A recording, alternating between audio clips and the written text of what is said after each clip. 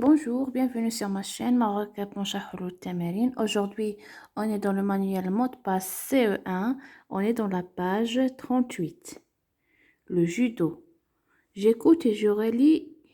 euh, J'écoute le texte et je le comprends. Relis chaque qualité morale à sa définition dans le texte. On a le courage. Le courage, c'est faire ce qu'il est juste. L'honneur, c'est être fidèle à la parole donnée. On a le contrôle de soi, c'est savoir se taire lorsqu'on monte la colère. La sincérité, c'est s'exprimer sans déguiser sa pensée. La politesse, c'est le respect des autres. Et la modestie, c'est parler de soi-même sans orgueil. Deuxièmement, colorer en rouge ce que le sujet permet pour développer le corps et en vert ce qui permet pour éduquer l'esprit. Donc, en vert, c'est apprendre à respecter un code, augmenter sa concentration et gagner la confiance en soi. Et en rouge, c'est acquérir la souplesse, acquérir de l'équilibre et augmenter sa masse musculaire. Troisièmement, complète le texte avec les mots proposés judoka, couleur kimono, judo et ceinture tatami. On va dire le, le dojo est le lieu où se pratique le judo. Les judokas combattent sur un tatami. Ils portent un kimono composé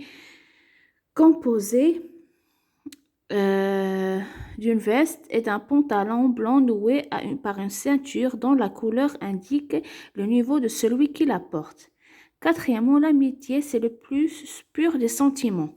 Explique ce qui permet de rester ami avec un adversaire que l'on combat, on va dire.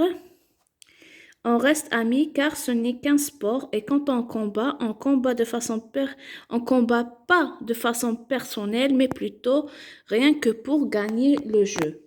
Cinquièmement, la politesse, c'est le respect des autres. Pour chaque situation, indique si c'est poli ou impoli. Montrer quelqu'un du doigt, c'est impoli. Tenir la porte à quelqu'un, c'est poli. Faire la queue partiellement poli. Parler la bouche pleine, impoli. Couper la parole, impoli. Laisser sa place dans le bus, c'est poli. J'argumente. Essayer de convaincre une amie de faire du judo, on va dire. Il faut faire du judo car c'est bon pour le physique et aussi pour le mental. Ça permet de contrôler nos émotions et aussi épanouir notre corps.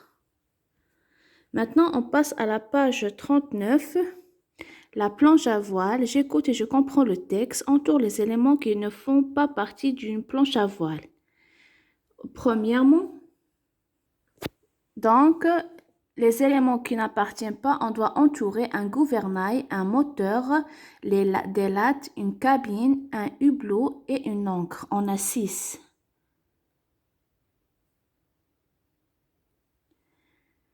Maintenant, je coche tous les mots d'origine anglaise qui peut t'aider d'un dictionnaire. Les mots qu'il faut cocher, c'est un wishbone, le match, le surf, un fanboard et un sport. Troisièmement, relie chaque compétition de fanboard à sa difficulté. On a la régate, c'est par vent faible, le slalom, c'est par vent fort, la figure, c'est par vent faible. Quatrièmement, pourquoi les jeunes Californiens pratiquent-ils davantage la planche à voile que le ski du peu d'été d'un atlas?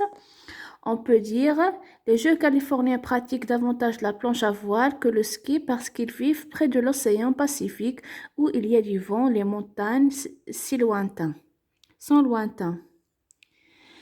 Maintenant, pourquoi l'idée de relier la planche et le mat par une articulation souple est-elle une idée de génie? On va dire l'idée reliée la planche et le mat par une articulation souple est une idée de génie parce que ce système permet de résister au vent.